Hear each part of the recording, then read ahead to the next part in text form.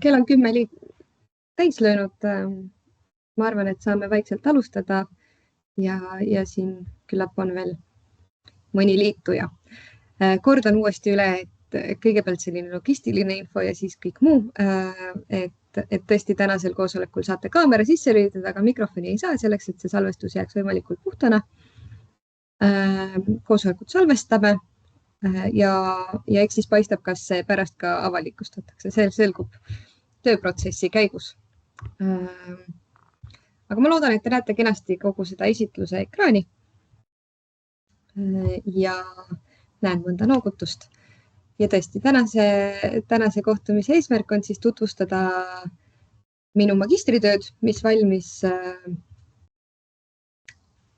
eelmise aasta kevadel koostöös Eesti Hariduse Kvaliteediagentuuriga, kus ma ka siis tänaseks töötan hindamisjuhina täienduskoolituse valdkonnas. Minu nimi on Triine Tamm ja mul on hea meel, et on täitsa huvilisi, kes tahaksid kuulda, mis need tulemused siis sellel magistritöös olid. Magistritöö pealkiri on ise päris pikk ja lohisev, aga lühemaks ka kuidagi ei saanud. Ehk siis täienduskoolitusasutuste õppekava rühmapõhise kvaliteedi hindamise tajutud mõju Eesti Hariduse Kvaliteediagentuuri hindamiste näitel. Ja kui me räägime sellest, et miks ma üldse seda uurima hakkasin, siis selleks oli 3 põhjust. Esimeseks töökohapõhine vajadus ja võimalus. Et ühest küljest me küll tahtsime Eesti Hariduse Kvaliteediagentuuris ehk HAKAS ise teada, et meie organisatsiooni tegevusel on tajutud mõju ja saada kinnitust seeläbi oma tegevusele ja ka teatavat põhjendust partneritele ja turule. Aga samas see oli ka minu jaoks väga selgelt võimalus, et magistritööd oli vaja kirjutada ja seda 2 asja siduda tundus äärmiselt loogiline. Elukestev õpe ja täienduskoolitus on kasvavas trendis Euroopas, sealhulgas ka tegelikult Eestis. Ja seejuures on eriti oluline tagada kvaliteetne õpe täiskasvanutele ning see on seni äärmiselt vähe uuritud teema.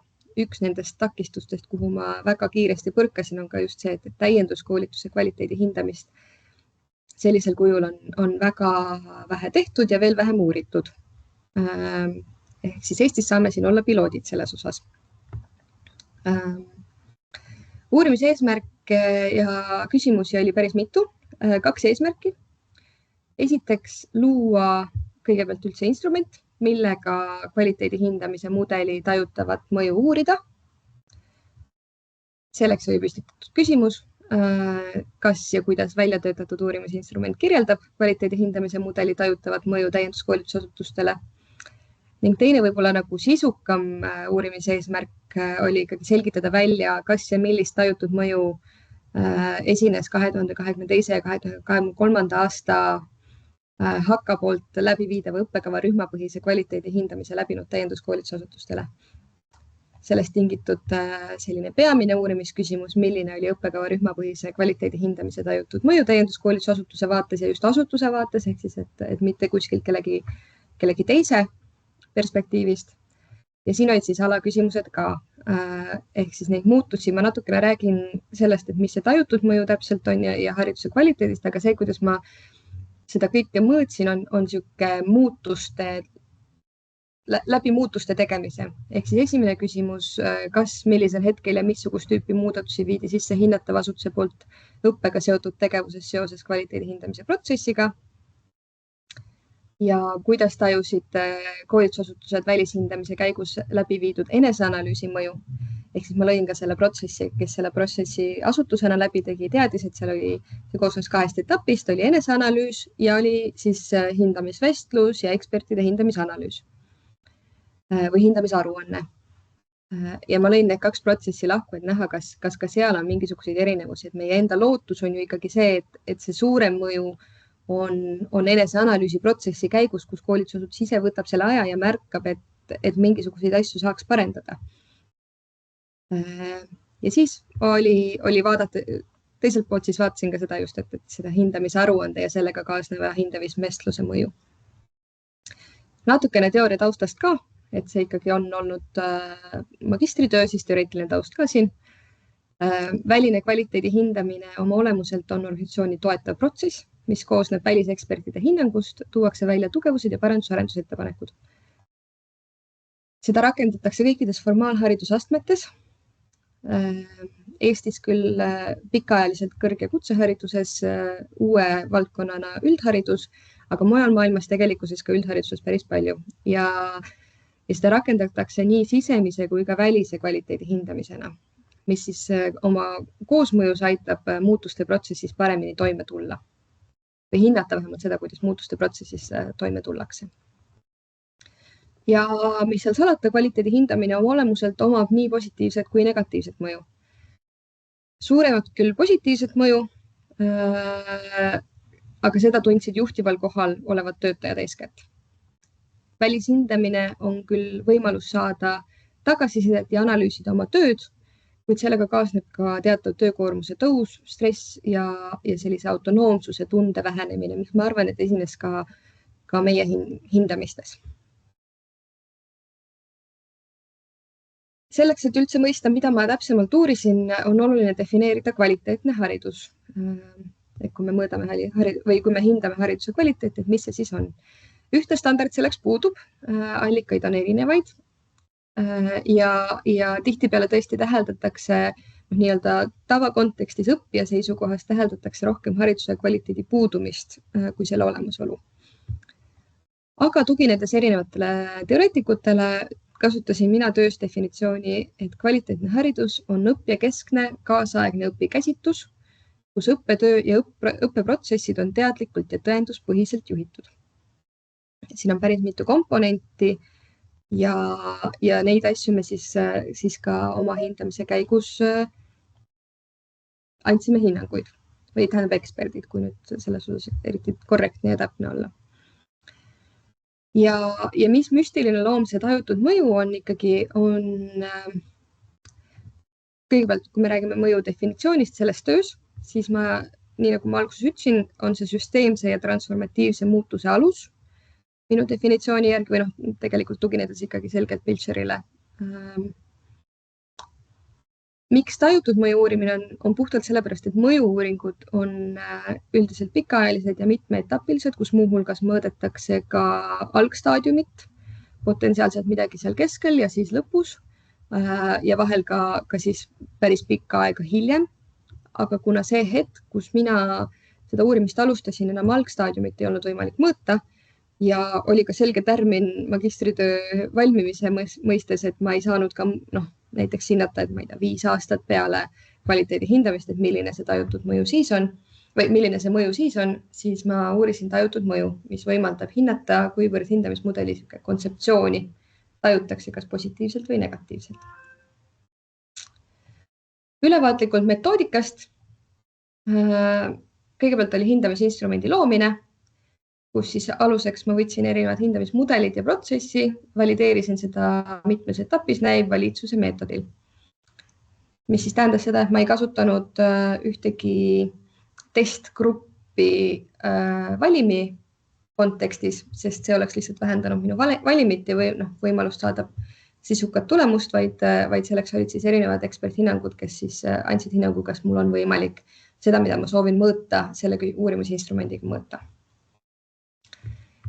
Populatsiooni analüüsi valim kokku läbis kvaliteedi hindamise 117 koolitusasutust ja 47 siis neist vastasid, mis on 40% kogu populatsioonist, mis on võrdlemisi tugev osalusprotsent sotsiaalteadustes. Ma viisin läbi küsitluse 2 etapis, esmalt 63 asutuse seas 2023. aasta sügisel ja kuna sellel samal sügisel oli väga palju asutusi, kes läbisid veel kvaliteedi hindamist, siis selleks, et seda populatsiooni valimit suurendada, viisin ma läbi teise küsimustiku, mis oli oma vormilt täpselt samasugune, 54 asutuse seas 2024. aasta veebruaris, ehk siis selle aasta veebruaris. Ja miks veebruaris? Sellepärast, et paljud neist said siis veel oma hindamisotsused, hindamisaruanded detsembrikuus ja siis see kuu aega seda lõtku, et oleks vähemalt võimalik olnud mingisuguseid muutusi sisse viia.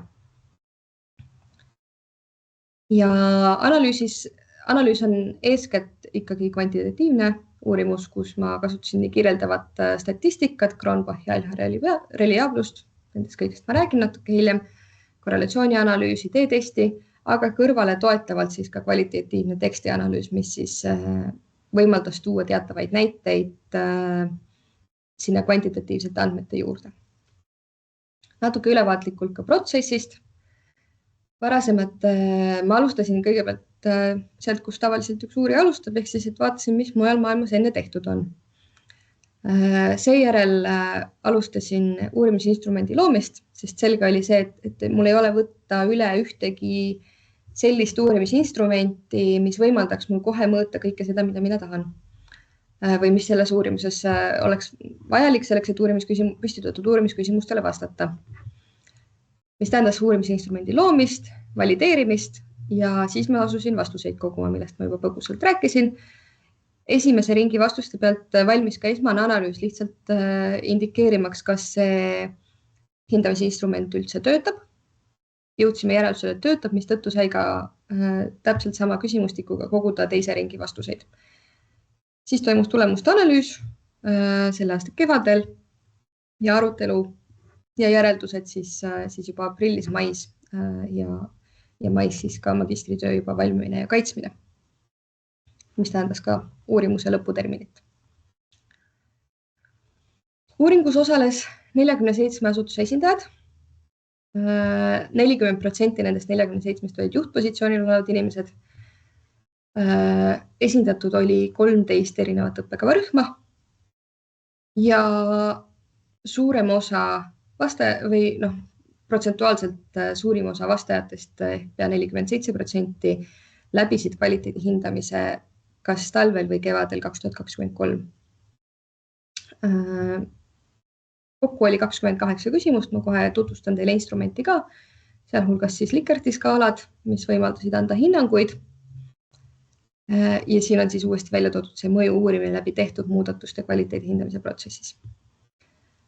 Ja võib-olla oluline märkida, see tuleb hiljem tulemustes välja, et ikkagi see, millise tulemusega kvaliteedi hindamine läbiti, mõjutas ka teataval määral hinnanguid. Ehk siis siin me näeme ka, et neid mitte läbinuid on sellest valimist 8, mis iseenesest ei ole väga suur protsent, aga see on väga kooskõlas ka ikkagi selle protsendiga, mis kogu selle 117 asutuse hindamistulemuste puhul on. Et ka seal suurem osa ikkagi läbis kvaliteedi hindamise, kes läbis positiivselt ja kes läbis positiivselt ning omistati kvaliteedimärk, et need protsentuaalsed suhted on ikkagi väga sarnased. Mis tõttu saab ka öelda, et tegu oli ikkagi esindusliku valimiga siinkohal ka. See uurimisinstrument, mille ma välja töötasin, koosnes 4 plokist või 4 osast. Esiteks taustaandmed, roll asutuses, hindamise periood, õppekavarühm ja hindamistulemus. Kõik see, mida te just eelmisel slaidil nägite. Siis küsisin ma hinnanguid eneseanalüüsi protsessi kohta. Kõigepealt oli 4 skaalat, iga skaala all 2-3 väidet, millele tuli anda hinnanguid. Skaalal ei ole üldse nõus, olen täiesti nõus. Ja seejärel siis ka sarnased küsimused, aga mitte 100% kattuvad hindamisaruandele järgnenud protsessile. Ja mida ma mõlemas puhul siis küsisin, oli ka täpsustavalt need küsimused, kas tehti muudatusi õppekavas, kas tehti muutusi õppetöös ja või korralduses, kas tehti muutusi veebilehel. Võimalik oli siis valida jah, ei ja täpsustada, mis muutusi tehti. Ja eneseanalüüsi protsessi puhul küsisime täpsustavalt veel, kes olid sinna protsessi kaasatud ja millises rollis, ehk siis kas nad olid aktiivsed kirjutajad, olid nad sisendiandjad, olid nad tagasisidestajad või ei osalenud üldse või sellist rolli ei eksisteeri organisatsioonis, et see oli meile nagu indikatsiooniks nägemaks, kas sinna protsessi, eneseanalüüsi protsessi oli kaasatud rohkem inimesi. Seda siis ainult nendel juhtudel, kus organisatsioonis on rohkem inimesi, sest teadupärast täienduskoolitusmaastikul on meil väga palju ka väga väikeseid koolitusasutusi. Ja hindamisaruande puhul, mis siis oli erinev, oli see kvaliteedimärgi kuvandi küsimine mis otseselt ei kajastu magistritöös, aga see oli hea võimalus saada ka see indikatsioon kätte, et kuidas seda kvaliteedimärki tajutakse, kas pigem millegi väärtuslikuna või absoluutselt mitte. Ja siis viimasena kvaliteedi hindamise protsess sellise tervikuna, kus siis oli täpselt samamoodi 4 skaalat, 2–5 väidet ja võimalus lisada muid tähelepanekuid. See oli päris pikk küsimustik, aga mul on väga hea meel tõdeda, et ikkagi väga paljud jõudsid ka sinna lõppu. Kui nüüd liikuda edasi võib-olla selle põnevama osa juurde, mis on tulemused, siis esiteks vastamaks sellele esimesele uurimisküsimusele, et kas see instrument võimaldab mõõta, siis mul on hea meel tõdeda, et see uurimisinstrument on kõrge sisemise usaldusväärsusega, kus siis need Cronbach'i alfad jäävad 0,6 ja 0,93 vahele, mis on äärmiselt kõrge tulemus. Kuigi reaalteadustes öeldakse, et Cronbach'i alfa kõrge tulemus on alates 0,8, siis sotsiaalteadustes on juba ette öeldud, et see tegelikkuses on juba madalamalt väga usaldusväärse instrumendi indikatsioon. Mis on veel positiivne, on tõdeda, et need tulemused ei sõltunud vastaja organisatsiooni suurusest ega hindamise läbimise ajast. Miks need kaks asja olulised on? Esiteks sellepärast, et nii nagu ma ütlesin, meil on turul väga suuri koolitusasutusi ja meil on väga-väga väikeseid koolitusasutusi. Ja meie jaoks oli oluline teada, kas see, kuidas nad vastasid, on kuidagi seotud sellega, et kui suurest organisatsioonist nad tulevad. Ehk siis näiteks, et kas kvaliteedi hindamisel on rohkem mõju väiksematele koolitusasutustele või suurematele. Aga positiivne on tõdeda, et see kvaliteedi hindamine, selle tajutud mõju vähemalt, seal ei esine neid erinevusi organisatsiooni suurusest tingituna. Ja hindamise läbimise aeg, täpselt samamoodi, et kuna selle perioodi jooksul, 2 aasta jooksul tegelikkuses oli sellist, rakendati 3 erinevat versiooni. Nad ei erinenud teineteisest väga palju, aga siiski teatav erinevus sellel hindamisinstrumendil endal oli või hindamismudelil, siis on hea tõdeda, et isegi need väikesed muudatused, mis vahepeal viidi sisse, kus alguses oli 14 kriteeriumit, lõpuks oli 8 kriteeriumit, kus siis need 14 oli koondatud kokku, et see ei mõjutanud kuidagi vastajate tulemusi siin küsimustikus. Küll aga esines mõningasi erinevusi koolitusjuhtide koordinaatorite rolli kandvate inimeste ja nende inimeste vahel, kes kandsid siis mitut rolli korraga, mis on ka väga tüüpiline meie täienduskoolitusasutustes, kus inimesed ongi kas juhi ja koolitaja rollis ühel ajal või koolitusjuhi koolitaja rollis või juhi ja koolitusjuhi rollis, et see siis, nemad siis nägid teatavaid asju teisiti kui koolitusjuhtide koordinaatorite roll. Rohkem muutusi viidi ellu siiski peale hindamisaruande laekumist.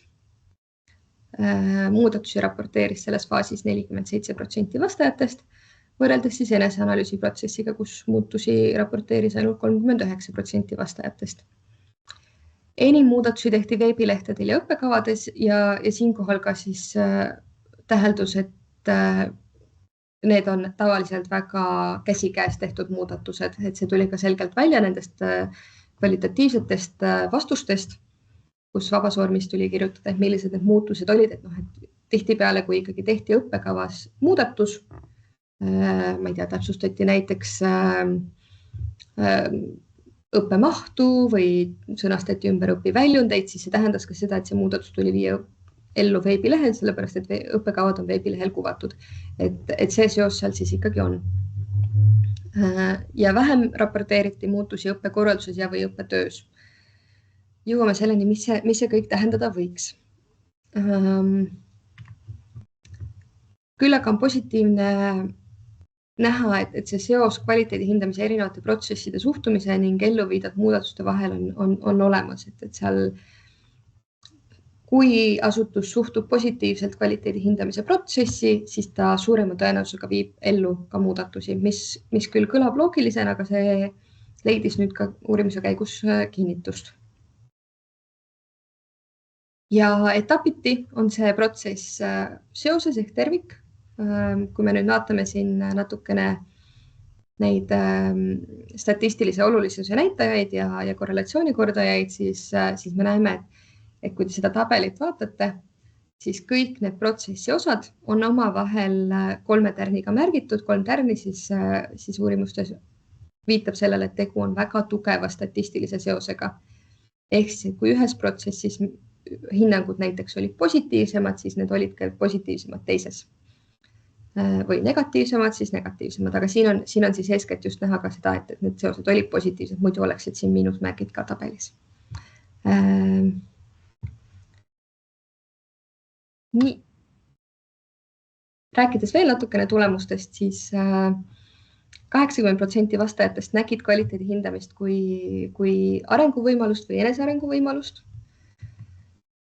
75% vastajatest on valmis kvaliteedi hindamist uuesti läbima, seda siis kas mõnes muus õppekavarühmas või mingi muul põhjusel. Neid põhjuseid ma ei täpsustanud rohkem küsimustikus. 79% vastajatest tundis, et eneseanalüüsi tegemine oli kasulik protsess, kuigi justkui tulemused näitavad, et muudatusi viidi rohkem ellu hindamisaruande järgselt. Et siin selles osas, et kuna need tulemused on nüüd väga konkreetselt mingisuguste osade kohta, mis seal küsimustikus on versus siis see, mis näitavad kvantitatiivsed andmed üldiselt, et siin on natukene vastuolu selles osas, et millal tehti muudatusi ja mida tajuti kasulikumana. Aga siiski need protsendimäärad on ka üpris sarnased. 74% vastajatest tõdes, et eneseanalüüsi tegemine suurendas töökoormust, mis on ka äärmiselt loogiline. See on ka üks selline õppetund, mis ma selle hindamisinstrumendi kohta sain. Ma olin algselt kategoriseerinud suurema töökoormuse kui negatiivse kogemuse näitaja, aga tegelikkuses on ta lihtsalt paratamatus. Et mis seal salata, see on siiski mingisugune ülesanne, mida tuleb teha, selleks tuleb aeg võtta ja see suurendab seda töökoormust. Et tegelikkuses ka need vastajad, kes nägid ülejäänud protsessi väga positiivsena, vastasid siin üldjuhul, et jah, nad on nõus sellega, et see suurendas töökoormust, et mis tõttu me saame öelda, et see tegelikkuses ei ole negatiivse kogemuse nagu näitaja, vaid lihtsalt kaasnev paratamatus. Ja kvaliteedi hindamise 3. periood, see siis on nüüd, kui lihtsalt vaadata neid hindamistulemusi, on näha, et siis selleks ajaks, kui me olime oma hindamisega üpris lõpufaasis, ehk siis 2023. aasta sügisel, siis juba oli oluliselt rohkem positiivseid otsuseid. Kui me vaatame neid protsente, et kui palju võeti positiivseid otsuseid vastu ja kui palju negatiivseid ühes poolaastas. Et teatav, ma tahaks loota, et selline positiivne indikatsioon sellest, et sellel tegevusel on olnud tajutud mõju, on ka see näitaja. Kui nüüd minna arutelu juurde, siis esimene selles osas kinnitus sellele, et tõesti hindamisinstrument on sobilik tajutava mõju uurimiseks. Kvaliteedi hindamise tulemus mõjutas hinnanguid erinevatele protsessi osadele ning tervikule, ehk siis asutused, kes läbisid kvaliteedi hindamise positiivselt või said ka kvaliteedimärgi, hindasid pigem tajusid kvaliteedi hindamist positiivsemana. Ja kes said negatiivse, siis tajusid seda protsessi ka negatiivsemana, mis on ka üpris selles osas inimlikult tuletatav loogiline seos. Ja vastajad, kes siis nägid, sellest ma natukene juba rääkisin ka, kes nägid kvaliteedi hindamise protsessi kui võimalust õppida ja töökorraldust toetavana protsessina, tegid rohkem muudatusi oma tegevuses. Ehk siis, et see suhtumine seal taga on väga määrav selles osas, kui mõjukaks see tegevus osutub. Kui me nüüd räägime arutelust veel natukene, siis selge on ka näha, et see kvaliteedi hindamise mõju on eeskätt lihtsamatele protsessidele ja tegevustele, nagu näiteks õppekava korrigeerimine, täiendamine, täpsustamine, veebilehe korrigeerimine ning vähem on kvaliteedi hindamisel sellist tajutud mõju pikaajalistele protsessidele, mis on hõlmavad sellist õppetöö korraldust. Ja minu ettepanek tuginedes siis erinevatele teoreetikutele ja siis meie tulemustele, on see, et selleks, et kvaliteedi hindamise mõju, tajutud mõju ja mõju tõsta, tuleb mudelisse kavandada sisukam tagasiside välisekspertide poolt õppetööle ja korraldusele, sest et üks nendest allikatest, mis analüüsis just nagu hindamistulemusi, tõi välja ka, et sellele õppetööle ja korraldusele anti ka lihtsalt vähem tagasisidet. Ja eks ta selles osas on ka võib-olla keerulisem, kui hinnata veebilehte või kui hinnata õppekava kui dokumenti, sest et päris protsessi sisse ju meie eksperdid ei ole näinud. Mistõttu selle kohta kiputi tegema vähem soovitusi. Ja minu soovitus siis selleks, et see mõjukam tuleks, et selleks, et asutused saaksid rohkem soovitusi ja seeläbi saaks viia ellu rohkem õppetöö korralduslikke muudatusi, on siis vaja sinna sisse kavandada see sisukam tagasiside.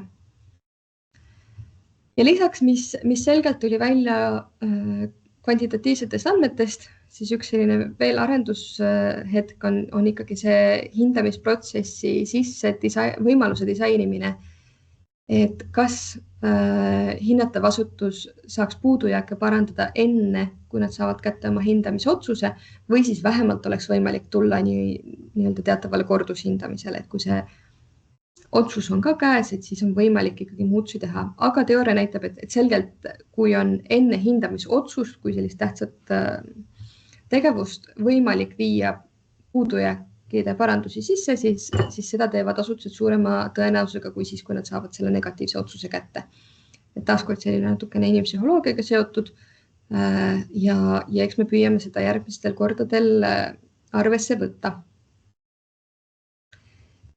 Nii, sellega olen ma jõudnud sellise kiire ülevaatliku tutvustusega lõpule. Aga ma hea meelega kuulaks, kas teil on mõni küsimus. Vaatan, kas ma näen siit küsimuste vastuste rubriigist midagi või siis vestlusest. Hetkel miskit ei paista. Kas jäi midagi arusaamatuks, miski käisin millestki liiga kiiresti üle.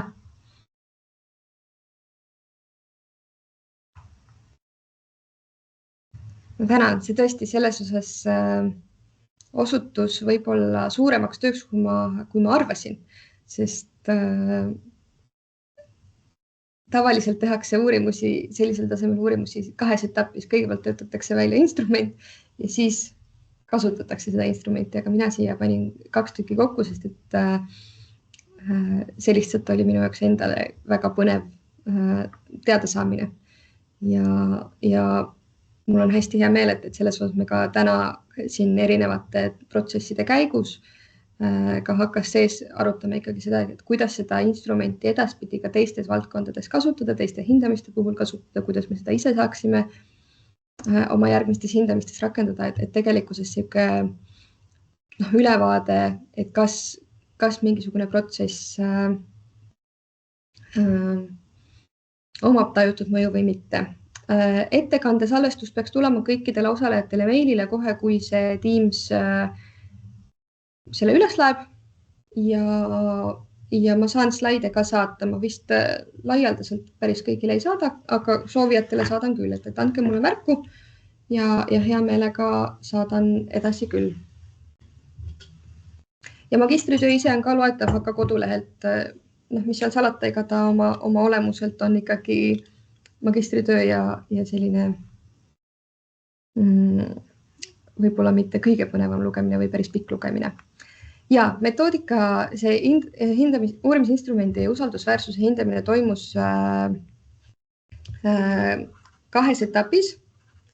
Kõigepealt, kui ma olin vastavalt siis hindamismudelile jaganud ära need 2 asja, et ma tahan uurida nii eneseanalüüsi kui ka hindamisaruande mõju, loonud sinna erinevad aspektid, mida sellest mõjust hinnata ja kirjutanud ka kokku väited, siis esiteks vaatas minu juhendaja selle üle. Ja siis seejärel kõigepealt täienduskoolituse kolleegid siit samast HKast. ja peale seda, kui ma sain nende sisendi ka siia integreeritud, et mingeid asju täpsustada, mingitele asjadele, näiteks esialgu üldse kogu kvaliteedi märgise jätsin ma hindamisinstrumendist välja. Siis nüüd ma olin selle lisanud ja kui see oli lisatud, siis tegelikkuses ka vaatasid veel kõik soovijad HK-kolleegid, keda õnneks oli väga palju, vaatasid üle väga kriitiliselt nii selles seisus, kas see on arusaadav, kui ka selles seisus, kas ma võiksin saada sellega kõike uurida.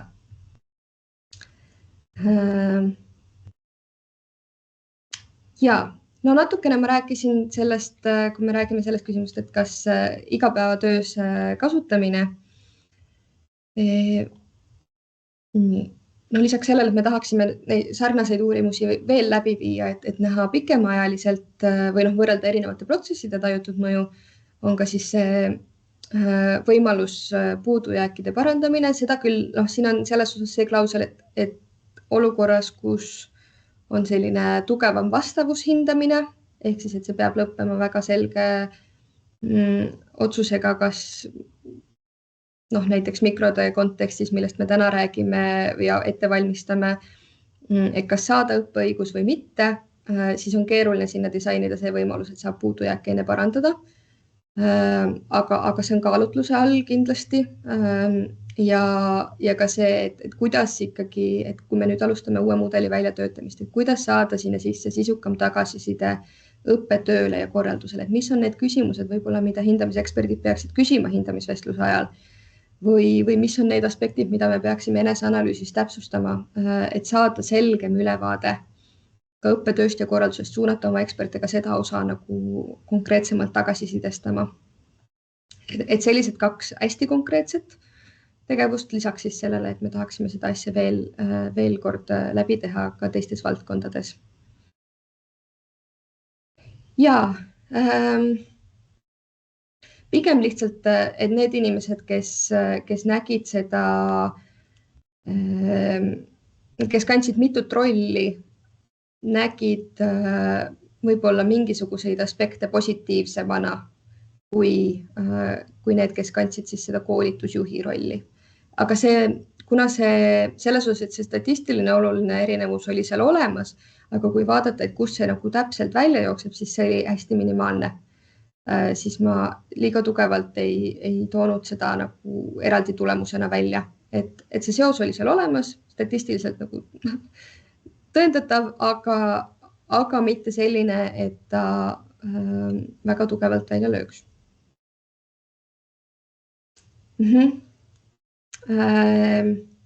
Kas õppijakeskne lähenemine, mitte õppimiskeskne lähenemine? Ja see on väga hea küsimus. Ma arvan, et selle vastus peitub ilmselt selles, et kuidas on varasemad kvaliteedi hindamise mõju uurijad neid asju defineerinud. Ehk siis, kuna ma suuresti toetusin kõrghariduse ja üldhariduse kogemustele mujalt maailmast ja nendele uuringutele, siis ilmselt nemad juhtisid mind rohkem sinna poole teoreetikutest, kes rääkis õppijakesksest lähenemisest ning võttes arvesse, et ka see kvaliteedi hindamine oma olemuselt see mudel, mida me kasutasime, mis siin protsessis on siis mõju hindamisel, oli oma olemuselt ka rohkem ehk õppijakeskne, mitte õppimiskeskne, siis see tundus loogiline. Aga see on väga huvitav küsimus ja selles ma arvan, et mõlemat pidi on õige viis läheneda, lihtsalt mina lähenesin sellele sedasi. Jah, Ena küsimusele, et toote teenusepõhine lähenemine. Ma arvan, et ma vastasin sellele ära, et nii lihtsalt seekord läks ja ma arvan, et sellest võiks pikemalt kirjutada, et mis nende erinevate lähenemiste erinevused ja mis nende lähenemiste ühisosad on, et ma võib-olla sellel praegu kohe puusalt pikemalt ei diskuteeri. Et jättes isiklikud arvamused võib-olla rohkem kõrvale ja tuginedes praegu sellele teooriamaterjalile, mis läbitud on. Nii, vaatan, kas Tundub, et küsimused tulevad ainult vestlusesse. Väga hea, et siis ma hoian ühel kohal silma peal. Kas on veel küsimusi? Miski, millele ma ei ole piisavalt vastanud või miski, mis tekitas kõneainet?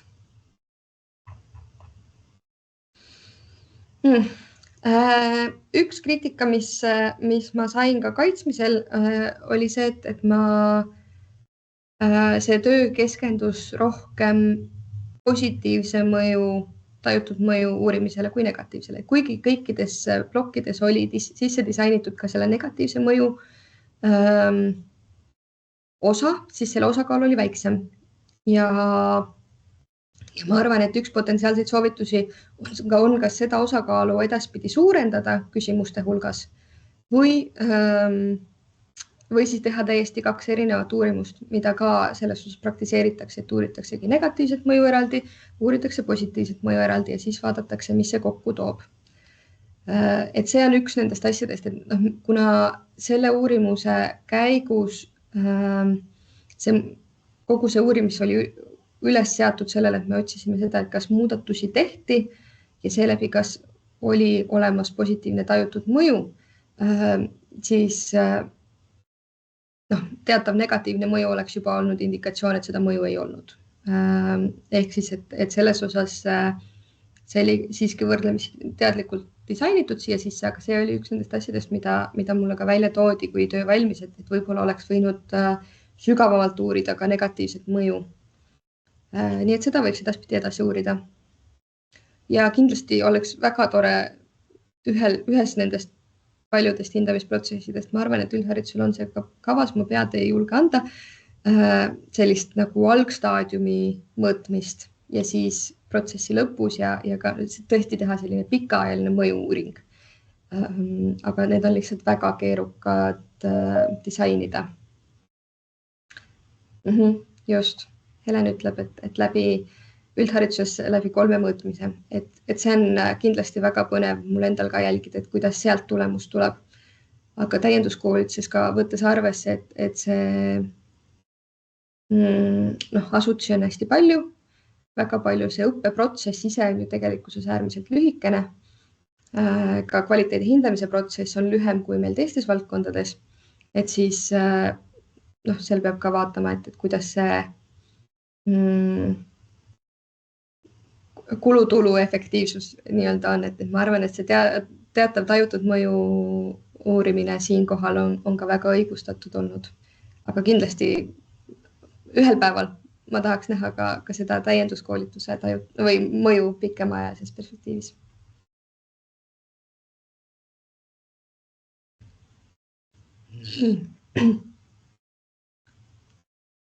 Ootan veel ühe hetke, kas tuleb veel küsimusi. Kuigi see kohtumine oli meil täna planeeritud tund aega, siis ma usun, et aeg on inimestel väärtuslikum vara. Nii et kui rohkem küsimusi ei ole, siis ma julgelt lõpetaksin selle 20 minutit varem ja tänan kõiki, kes võtsid selle aja, et tulla kuulama. Ma loodan, et see oli teile põnev. Innustan teid veelgi nendel teemadel ise ka mõtlema. Ja siis, kui on veel küsimusi, siis just kirjutage mulle, kas siis, kui tahate slaide või siis, kui on veel mingisuguseid täpsustavaid küsimusi, mille üle tahaksite arutada. Aitäh teile ja ilusat nädala lõppu!